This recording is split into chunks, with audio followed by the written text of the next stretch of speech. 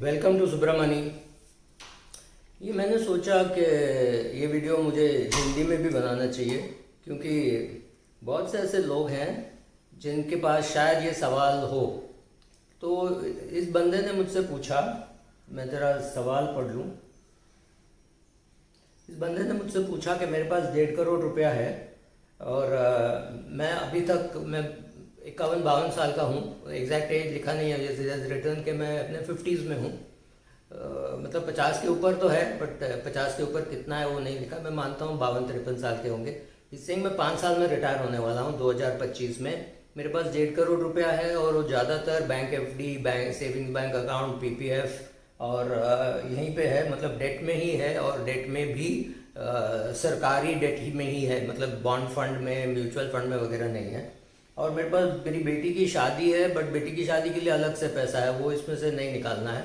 और मुझे मेरी बीवी जो है वो मेरी धर्मपत्नी घर में रहती है, वो मतलब वो खुद नहीं कमाती है, she is a house wife. और हाँ, मेरे पास कोई पेंशन नहीं है और लेकिन मेरे पास मेडिकल इंश्योरेंस है। तो क्या ये 1.5 करोड़ रुपया मेरे लिए काफ़ी है? मेरे रिटायरमेंट के लिए क्या ये 1.5 करोड़ रुपया काफ़ी है? और इसका मैं कोई एसेट एलोकेशन कुछ और करूं? अभी ऐसे सवाल मेरे पास बहुत से आते हैं, स्पेशली जो लोग एक 50 के ऊपर या 45 के ऊपर के हैं, जिन्होंने आज तक इक्विटी में कभी निवेश नहीं किया।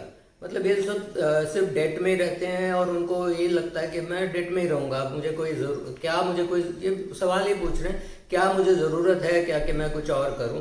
तो इसमें 2-3 चीज़ें हैं। इनका घर खर्च उन्होंने नहीं लिखा कितना है। अगर मैं मान लूँ कि इनका घर खर्च आज 5 लाख रुपया है सालाना, तो शायद 10 लाख रुपया हो जाएगा एक उनके 60 साल की उम्र में। और ये रिटायर शायद 58 में हो रहे हैं, 4-5 साल बता रहे हैं, तो शायद 58 में रिटायर हो रहे हैं।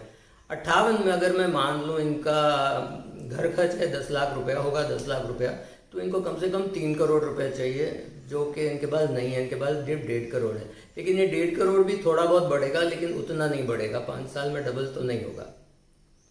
तो ऐसे लोगों को 2-3 चीज़ों की याद दिलानी पड़ती है कि पहले तो आप ये मानते हो कि आपको रिस्क नहीं लेना है। जब आप कहते हो आपको रिस्क नहीं लेना है, और सबसे बड़ा जोखिम आप तब लेते हो जब आप कहते हो मुझे रिस्क नहीं लेना है। जब हमको बचपन से ये सिखाया गया है कि डेट में रिस्क नहीं है और इक्विटी में रिस्क है। ये गलत बात है। इक्विटी में रिस्क शॉर्ट टर्म में है, और लॉन्ग टर्म में जब आप देखते हो तो डेट में ज़्यादा रिस्क है। क्योंकि डेट में ये होता है कि आपका जो पूंजी है वो उतना विकास उसका नहीं होता जितना आप चाहते हो। मतलब ये आपको प्रोटेक्शन नहीं दे पाएगा अगेंस्ट इन्फ्लेशन, क्योंकि महंगाई जो है उसके सामने आपको प्रोटेक्शन चाहिए। अगर महंगाई 4-5% भी है, जो कि अभी फ़िलहाल तो 6 है, हम ये मान के चलें कि 4-5% भी है, तो आपको ये जो इंस्ट्रूमेंट में जिनमें इन्होंने अपना पैसा पूंजी रखा है उसका ग्रोथ उतना भी नहीं होगा। क्योंकि इसमें मान लीजिए कि अभी उन्होंने एक एफडी रखा है जिसमें उनको 6% उनको ब्याज मिल रही है।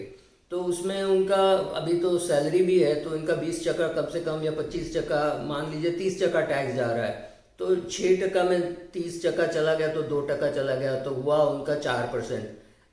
5-6% अगर अभी महंगाई चल रही है और आपको 4 मिल रहा है, मतलब आप पैसा तोड़ रहे हो।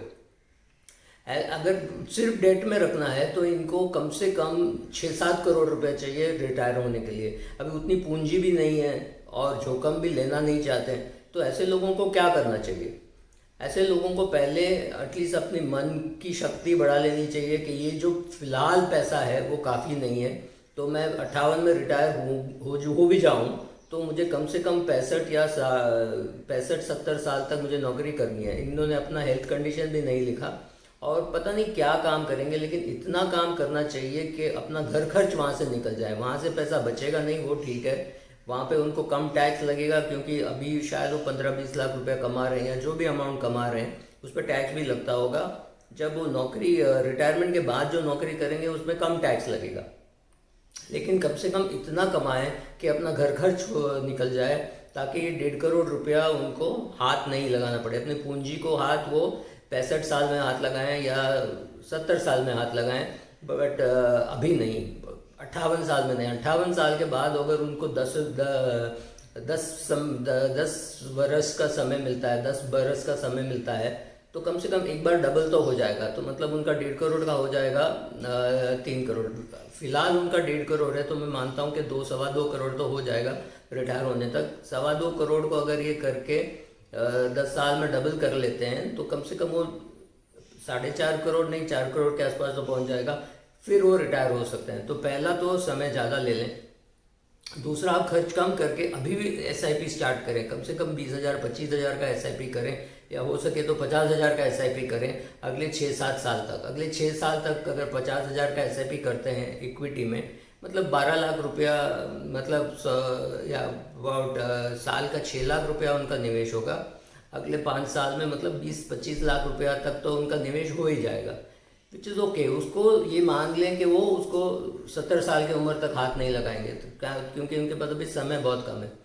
फिर ये जो पैसा है उसको थोड़ा बहुत पीपीएफ में है, थोड़ा बैंक डिपॉजिट्स में है, उसको कुछ करके उसमें से वो आमदनी शुरू करें, या थोड़ा पैसा कैपिटल का भी विड्रॉ कर लें। लेकिन 25-30 लाख रुपया जो इन्होंने इक्विटी में डाला है, उसको इक्विटी से तब तक नहीं निकालें जब तक इक्विटी में काफ़ी तेज़ी नहीं हो जाएगा। एक आध बार इक्विटी में ऐसा होगा कि 60% रिटर्न मिला या 70% रिटर्न मिला एक ही साल में, उस साल में थोड़ा पैसा निकाल के कहीं और रखें, तब तक वो इररेलेवेंट है कि क्या करेंगे। लेकिन उनको 2 चीज़ों की फिक्र होनी चाहिए। एक, बहुत लंबे समय तक जीना।